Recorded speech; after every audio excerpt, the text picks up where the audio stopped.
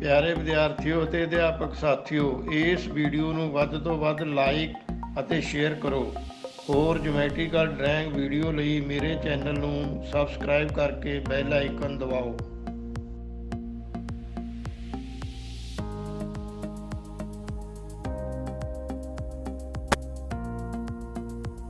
ਜਿਓਮੈਟਰੀਕਲ drawing 7ਵੀਂ ਸ਼੍ਰੇਣੀ ਦਾ ਪ੍ਰਸ਼ਨ number 27। ਦਿੱਤੇ ਹੋਏ ਆਧਾਰ AB ਤੇ ਇੱਕ ਤ੍ਰਿਕੋਣ ਬਣਾਓ ਜਿਸ ਦੇ ਕੋਣਾਂ ਵਿੱਚ ਅਨੁਪਾਤ 2, 3, 4 ਦਾ ਹੋਵੇ।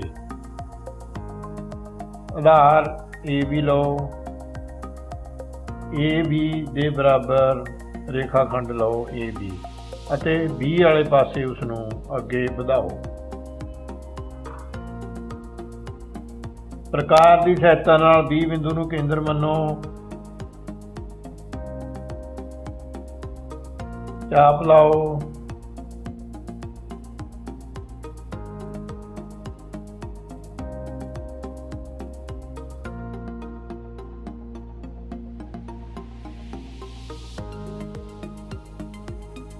ਇੱਕ ਪੂਰੀ ਚਾਪ ਲਾਓ 180 ਡਿਗਰੀ ਦੀ। ਹੁਣ ਸਾਨੂੰ ਕੋਣਾਂ ਵਿੱਚ ਅਨੁਪਾਤ ਦਿੱਤਾ ਹੋਇਆ ਹੈ 2, 3 ਤੇ 4। 2 ਤੇ 3, 5 ਤੇ 4, 9। ਇਸ ਦਾ ਅਰਥ ਹੈ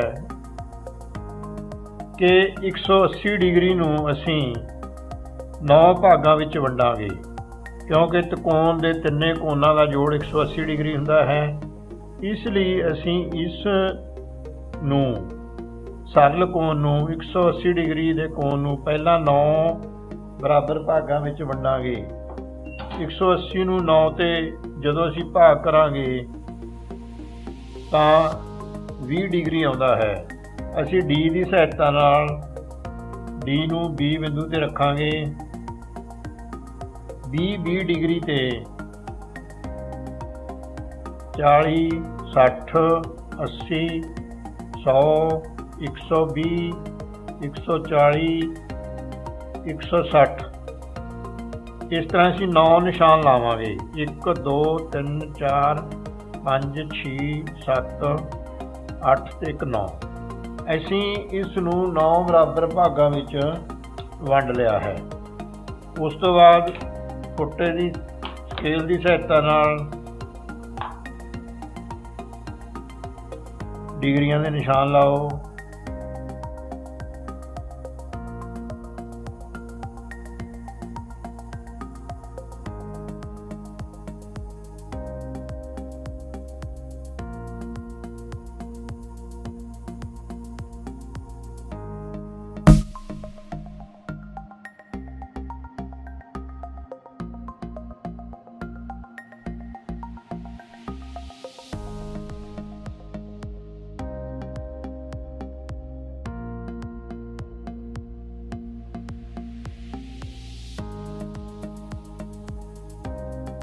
ਇਸ ਤਰ੍ਹਾਂ ਅਸੀਂ ਸਾਰੇ ਨਿਸ਼ਾਨ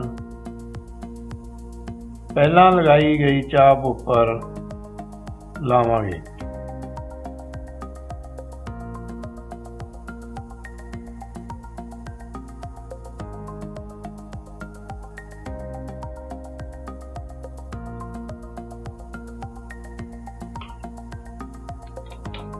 ਨਾਂ ਰੱਖੋ।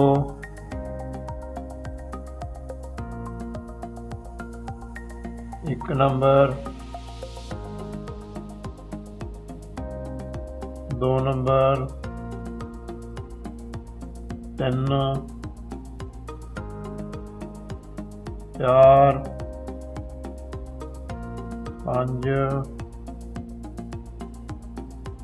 6, 7,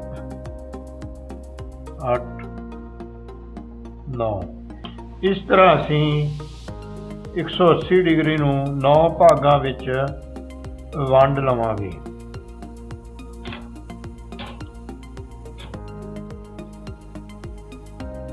ਹੁਣ ਸਾਡਾ ਪਹਿਲਾ ਅਨੁਪਾਤ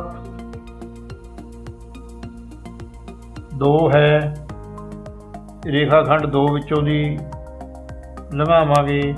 ਦੂਜਾ ਅਨੁਪਾਤ ਸਾਡਾ 3 ਹੈ। 2 ਤੇ 3 5, 5 ਨੰਬਰ ਵਿੱਚੋਂ ਦੀ ਰੇਖਾ ਖੰਡ ਲਾਵਾਂਗੇ।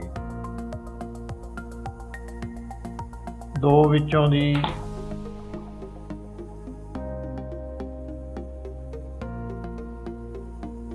ਰੇਖਾ ਖੰਡ ਖਿੱਚੋ।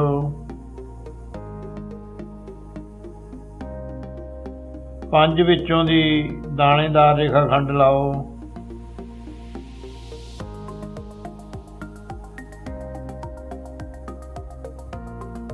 ਤੀਸਰਾ ਕੋਣ ਆਪਣੇ ਆਪ ਬਾਕੀ ਰਹਿ ਜਾਵੇਗਾ। ਹੁਣ ਅਸੀਂ ਬਿੰਦੂ A ਤੋਂ 5 ਨੰਬਰ ਵਾਲੇ ਰੇਖਾ ਖੰਡ ਦੇ ਸਮਾਨ ਅੰਤਰ ਰੇਖਾ ਖੰਡ ਲਾਵਾਂਗੇ।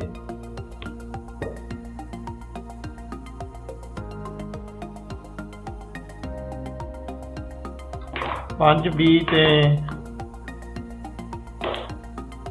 ਸੈਟ ਸਕੁਅਰ ਸੈੱਟ ਕਰੋ। ਇਹਨੂੰ ਇਸ ਤਰ੍ਹਾਂ ਵੀ ਸੈੱਟ ਕਰ ਸਕਦੇ ਹਾਂ ਅਸੀਂ।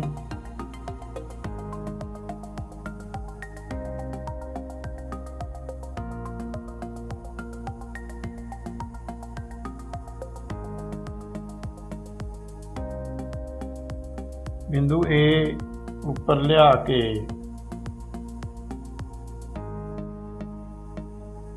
ਬਿੰਦੂ ਦਾ ਨਾਮ ਰੱਖੋ C।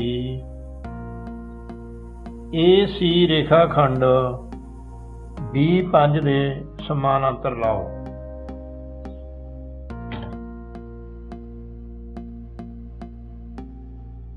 ਇਸ ਕੋਣ ਦਾ ਅਨੁਪਾਤ 2 ਹੈ। ਇਸ ਕੋਣ ਦਾ ਅਨੁਪਾਤ 3 ਹੈ।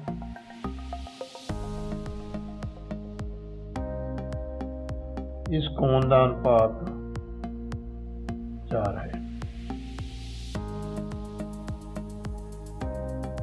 ਇਸ ਤਰ੍ਹਾਂ ਅਸੀਂ ਦਿੱਤੇ ਹੋਏ ਆਧਾਰ AB ਤੇ ਇੱਕ ਤਿਕੋਣ ਬਣਾ ਸਕਦੇ ਹਾਂ ਜਿਸ ਦੇ ਕੋਣਾਂ ਵਿੱਚ ਅਨੁਪਾਤ 2, 3, 4 ਦਾ ਦਿੱਤਾ ਹੋਵੇ। ਇੱਕ ਵਾਰੀ ਦੁਬਾਰੇ ਵੇਖਾਂਗੇ।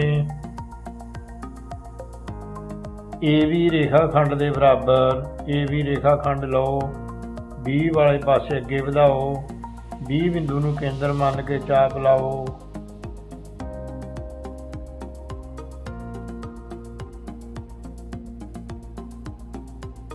ਲਗਾਈ ਗਈ ਚਾਪ ਨੂੰ 9 ਬਰਾਬਰ ਭਾਗਾਂ ਵਿੱਚ ਵੰਡੋ। 20 ਡਿਗਰੀ ਦੇ ਆਉਣਗੇ ਸਾਨੂੰ। 2 ਵਿੱਚੋਂ ਦੀ ਰੇਖਾ ਖੰਡ ਲਾਓ। ਅਗਲਾ ਪੁਆਇੰਟ ਆ 2, 3 ਵਿੱਚੋਂ ਦੀ ਰੇਖਾ ਖੰਡ ਲਾਓ। ਇਸ ਤਰ੍ਹਾਂ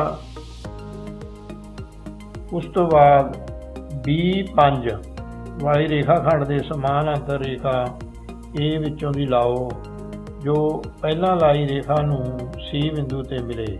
C ਨੂੰ A ਨਾਲ ਅਤੇ B ਨਾਲ ਮਿਲਾਓ। ABC ਲੋੜੀ ਦੀ ਤਿਰਭੁਜ ਹੈ। ਇਸ ਤਰ੍ਹਾਂ ਅਸੀਂ ਦਿੱਤੇ ਹੋਏ ਆਧਾਰ ਤੇ ਤਿਕੋਣ ਬਣਾ ਸਕਦੇ ਹਾਂ ਜਿਸ ਦੇ ਕੋਣਾਂ ਦਾ ਅਨੁਪਾਤ ਸਾਨੂੰ ਦਿੱਤਾ ਹੋਇਆ ਹੋਵੇ।